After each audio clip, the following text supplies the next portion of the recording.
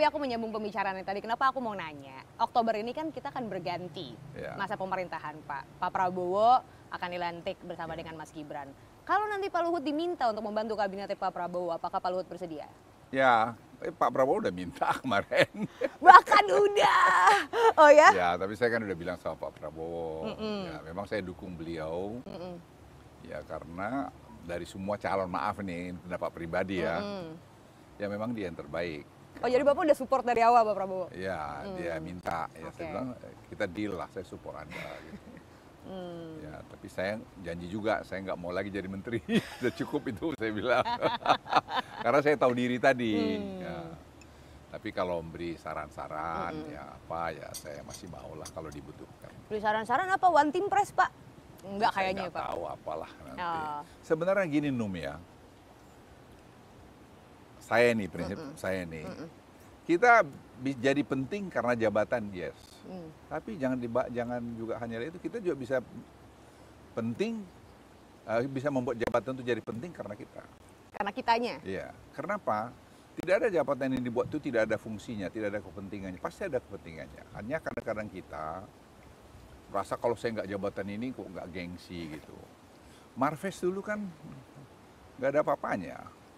Maritim itu kan. Orang mau ini Pak Luhut dibuang atau apa gitu. Oh ya, dulu anggapannya gitu Pak Luhut? Dong. Maritim apa sih? Tapi ternyata tidak. Maritim kan luas, Indonesia. Negara maritim. 75% laut. Nggak ada yang ngurusin dulu. Oke, Pak, ini aku penasaran. Harus dikonfirmasi langsung ke Pak Luhut ya. Ini semoga bisa terjawab dengan clear. Pak Luhut, benarkah? Aku tuh dengar katanya di pemerintahan Pak Prabowo ini Pak Luhut akan dibuatin jabatan khusus semacam Perdana Menteri yang mengepalai para Menko. Apakah betul Pak Luhut? Nggak pernah berbicarakan itu. Ngarang-ngarang aja. Kan udah nggak jadi menteri, tapi jadi Perdana Menterinya.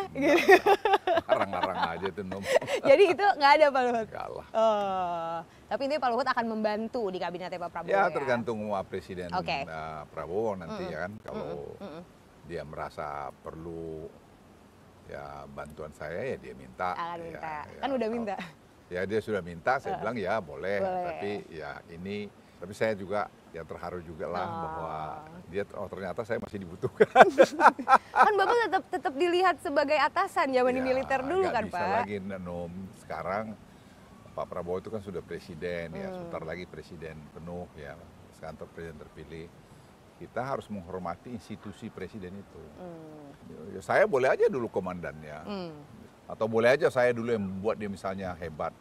Tapi today, he is the president of the Republic of Indonesia. Kita harus address properly.